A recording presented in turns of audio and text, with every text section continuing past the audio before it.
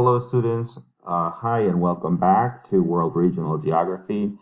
This is an extra lecture on uh, East Asia, specifically focusing on China and the US, because both of these countries are very important. And again, it's important for us to know more about China as it has become a new world power over the last 20 or 30 years. And it is, of course, the main competitor of the United States. This photograph is of China celebrating the 70th anniversary of the establishment of the People's Republic of China under the Communist Party. I think this was China was very happy to kind of showcase itself to the world, and so the 70th anniversary was a big deal. Of course, part of this has to do with China succeeding in its rapid economic growth. From about 1990 to 2015, China's economy grew about on 9%, 10% on average. For an economy, if you get a economic growth or 4 or 5%, that's considered good. Anything over 5 or 6% is over 6% is great economic growth. So as you can see, China was growing very rapidly, and this allowed millions of people to be lifted out of poverty and into the middle class. And here we can see China's gross domestic product in billion at 2010 prices. So we see a very rapid takeoff after the 1990s when China is globalized and becomes a factor of the world. This led to, of course, the rapid development of cities and regions, especially along the coast, where we have a higher gross domestic product per capita, especially Shanghai, Beijing, Tianjin, and in the south in Guangdong. But these are also some of the most expensive areas of China. And today, there are large parts of China that don't have that cheap labor, especially Shanghai and Beijing. These two cities are very expensive to live in. You need quite a large salary. You need a good job as well. So in terms of China's successes, as I mentioned, are economic, but also infrastructure is another successful area where China has been able to develop rapidly in a short time, especially in high-speed rail and its focus on clean energy. For example, China is one of the largest producers, of green electric cars, for example. China has also focused its energy on producing cheap photovoltaic panels for solar power, and this solar power plant is in the shape of a panda, for example. China also developed a high-speed rail that connected cities like Beijing, Shanghai, and this was done in a very rapid period between about 10, 15 years. China developed a very large high-speed railroad network with very modern train stations. So this is quite enviable for those of us who like high-speed rail. The other development strategy for China is the One Belt, One Road initiative, or what is called the New Silk Road. And this is basically a strategy of infrastructure to connect China to other parts of the world along ancient lines in Central Asia that connect China to Europe, because Europe is where we have a concentration of large populations with money, right? And so these are China's customers. And China is really trying to connect it, but also trying to expand into South Asia, the Gulf region. As I mentioned last week, Pakistan has become an important trading partner, but also countries in East Africa like Ethiopia and Kenya are important trading partners for China. When we look at the competition between China and the United States, research and development investments are an important way to tell how a country is industrializing. And if we look at the United States, since 1980 to about 2013, the United States invested heavily in research and development. This is a capital-intensive industry. It needs a lot of money, so research and development, technology, etc. A labor-intensive industry is an industry that needs a lot of human labor, right? And so China is trying to move away from labor-intensive industries to capital-intensive industries. And here, this yellow line is we see China rapidly increasing their development in research and development. So China nowadays spends as much or more than the European Union in research and development for technology. And that is a key way to compete in today's world to sell high tech. We're also here looking at the number of doctorates awarded in U.S. colleges and universities between 1958 and 2017. So The green is science and engineering fields. The blue is other degrees like public policy or humanities.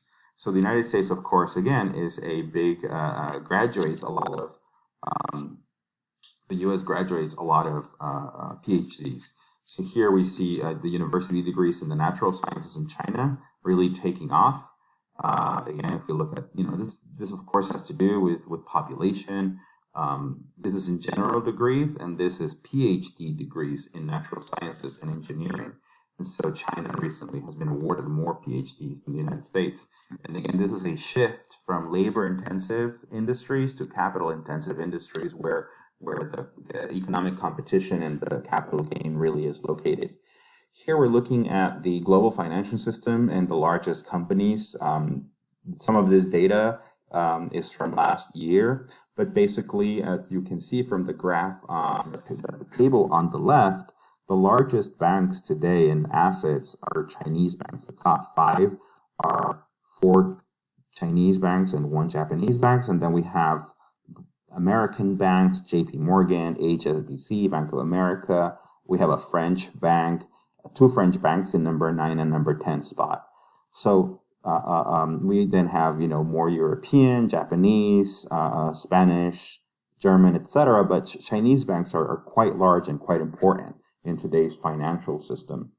Looking at companies, Facebook is the largest, but Alibaba is right behind, Tencent, and then we have Amazon, Google, Twitter, Apple, but we also have later on Baidu is important, Huawei is also an important Chinese company. And so these are Alibaba, Huawei, Tencent, Baidu. These are the Chinese giants of the telecom industry. So in terms of its economic and development, China is a very important competitor to the United States. Militarily, as we will see later, the United States, of course, outpaces China by a lot, but China is trying to of course, work on that as well. There are several challenges that China faces. In the future, China's population will decrease. The one-child policy worked too good. But the problem is that we have more men than women in China, so there is a demographic imbalance. In terms of China's challenges, China has become used to economic growth over the last 40 years. And so in order for the country to have political stability, the country needs economic stability and growth.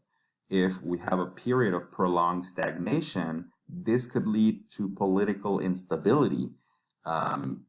Because more Chinese consumers are also depending on credit.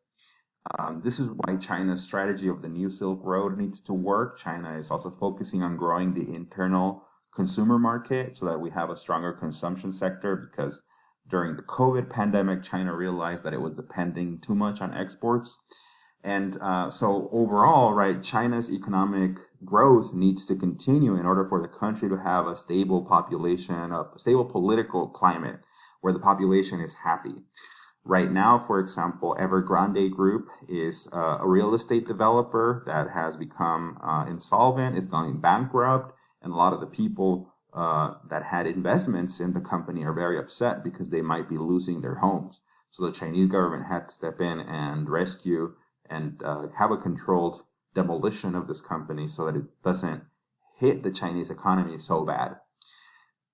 The challenge, though, is that the capitalist economy is a global system. And so if there is a crisis in one part of the world, that crisis can also affect China.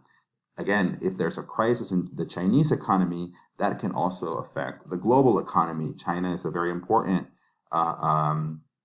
part. There are 3 engines of the global economy: Europe, the United States, and China. And if one of those engines begins to fail, the repercussions are felt all over. And Evergrande makes up for about 25% of the Chinese economy. Not Evergrande, housing and real estate. And Evergrande was the largest company in housing and real estate, which again makes up 25% of China's economy. So economic issues can definitely become political issues for China.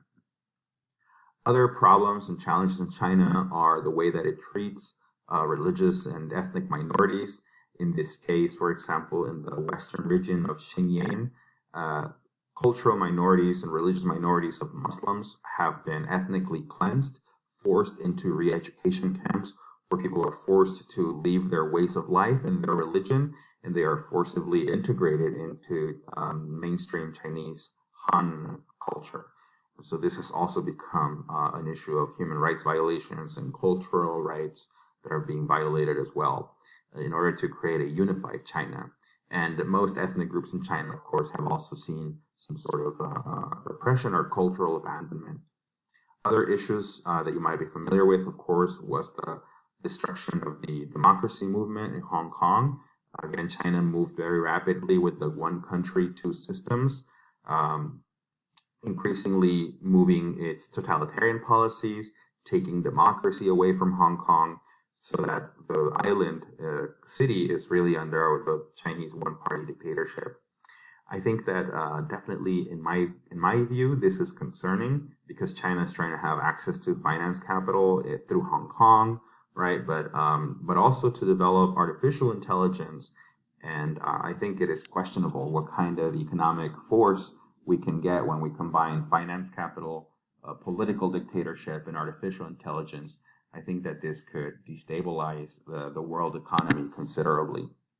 So just focusing on a few more slides, I'm almost done here. I just want to talk about how Hong Kong, Shanghai, and Beijing, right? These are the important financial markets or the stock trading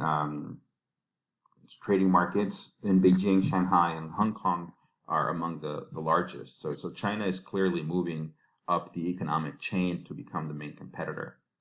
I just want to close by focusing on the current competition. Of course, China and the US have both been affected by COVID. Right now, I think what both countries are trying to do is see who comes out better. There's a lot of competition for semiconductors, especially for computing. There's a chip shortage that you might have heard about. Well, it turns out that Taiwan, the island that China wants, which is a close U.S. ally, Taiwan is the most advanced microchip producer in the world, and so unfortunately, this could bring about conflict between China and the U.S. Most recently, the United States, Australia, and the United Kingdom created AUKUS, which is a trilateral military alliance to provide Australia with nuclear submarines.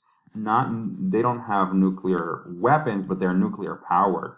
In any case, this is a way to patrol the South China Sea and the areas around Australia's waters, because Australia fears that China might have too much influence in the region. And so, again, this conflict between China and the United States is playing out. And the other area where this conflict, again, is playing out is not just microchips, but also the competition for 5G internet, and then later on 6G internet. Both countries have already, the US and China are already looking into 6G, because if 5G is going to be powerful, 6G is going to be even more powerful.